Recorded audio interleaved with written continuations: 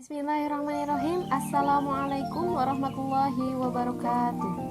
Perkenalkan, nama saya Widya Nurrohmah Siti Sophia dan dua rekan saya yang bernama Umniatul Azizah serta Nisa Khalifah dari kelas PAI Reguler B akan mempresentasikan tentang pengolahan data statistik inferensi, statistik parametrik dan non-parametrik dengan program SPSS versi 26, yaitu dengan dua buah sampel yang berhubungan hasil penerapan metode snowball. Pengolahan data ini dilatar belakangi oleh prestasi siswa yang rendah, khususnya dalam pembelajaran PAI.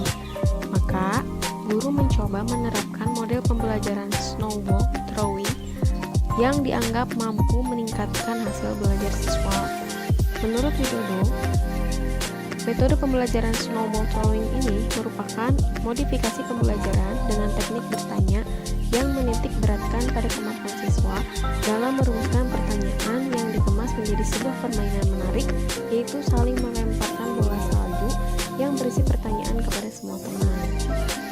Lalu, untuk mendapatkan atau mengolah data ini, pertama, guru harus mempunyai data sebelum diterapkannya metode pembelajaran snowball dan sudah menggunakan metode snowball.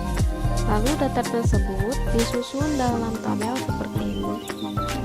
Jumlah siswanya adalah 20. Ini adalah data sebelum menggunakan metode snowball dan sebelahnya lagi adalah data setelah menggunakan metode snowball.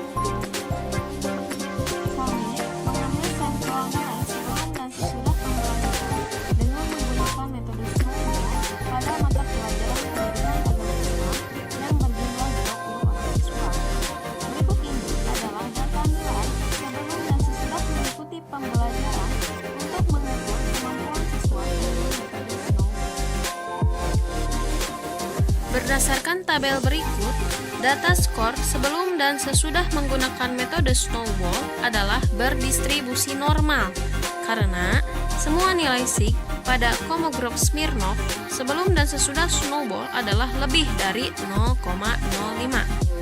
Demikian pula pada Sapirowicz semua nilai sig adalah lebih dari 0,05.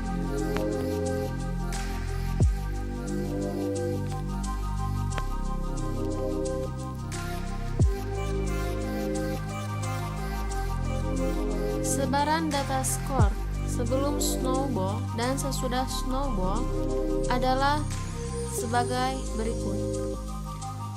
Pada gambar tersebut, diagram normal Kiki plot score siswa di pembelajaran sebelum snowball terlihat data titik-titik menyebar di sekitar garis diagonal, hanya beberapa titik yang jauh dari garis, maka data tersebut berdistribusi normal. Pada diagram berikut, diagram normal Kiki plot score siswa di pembelajaran sesudah snowball terlihat data titik-titik menyebar di sekitar garis diagonal, hanya beberapa titik yang jauh dari garis, maka data tersebut berdistribusi normal. Nama saya Umniatul Azizah, ingin menjelaskan tentang pengujian hipotesis. Dengan rumusan hipotesis sebagai berikut. H0. Tidak terdapat perbedaan kemampuan pemahaman PAI siswa sebelum dan sesudah mengikuti pembelajaran dengan menggunakan metode snowball. Dan H1. Terdapat perbedaan kemampuan pemahaman PAI siswa sebelum dan sesudah mengikuti pembelajaran dengan menggunakan metode snowball.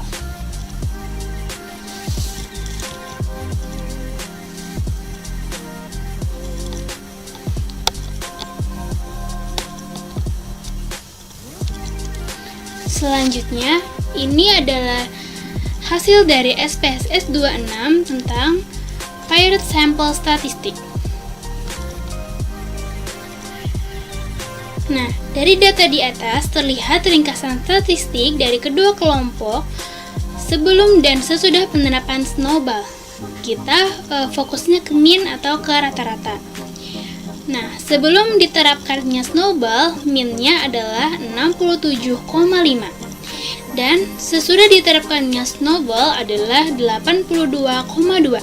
Dengan ini, maka hipotesis H1 diterima karena terdapat perbedaan sebelum diterapkannya snowball dan sesudah diterapkannya snowball.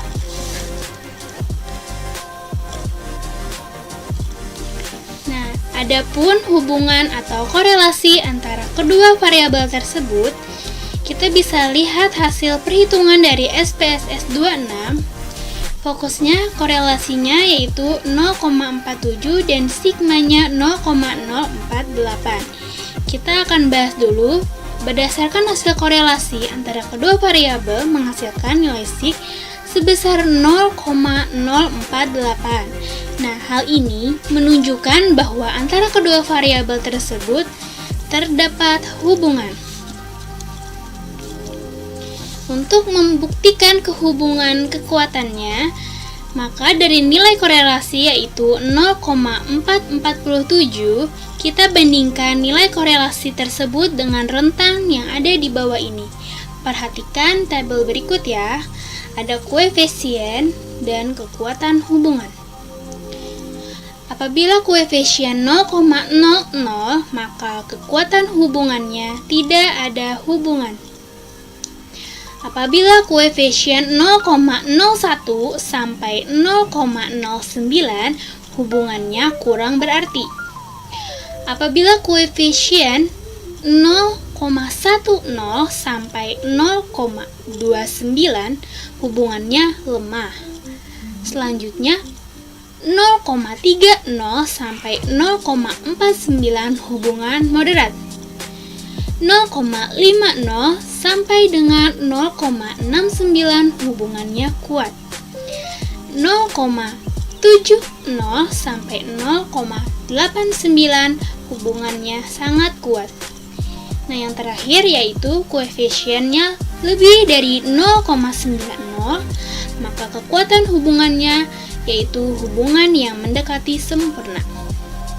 Nah, dari nilai 0,447 yang tadi berdasarkan perhitungan dari SPSS 26, yaitu berada pada rentang 0,30 sampai 0,49, yaitu berada pada tabel nomor urut 4, yaitu hubungan yang moderat. Maka hal ini menunjukkan bahwa korelasi antar skor kemampuan pemahaman PAI sebelum dan sesudah diterapkannya snowball adalah berhubungan. Untuk melihat perbedaan skor sebelum dan sesudah diterapkan snowball, dapat dilihat pada gambar di bawah ini.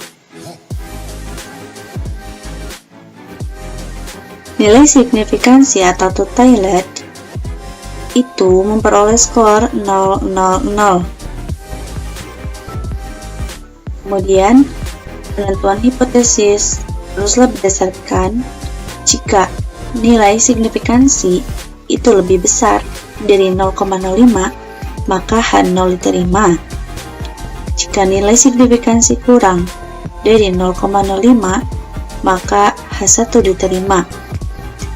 Berdasarkan tampilan output paired sample test, terlihat bahwa signifikansi adalah 0,000. Karena nilai signifikansi kurang dari 0,05, maka H0 ditolak, H1 diterima.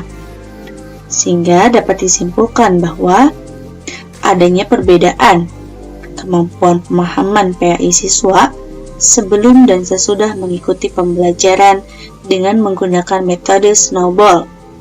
Dengan kata lain, penggunaan metode snowball sangat efektif dalam meningkatkan kemampuan pemahaman PAI siswa. Selanjutnya, menampilkan data statistik deskriptif.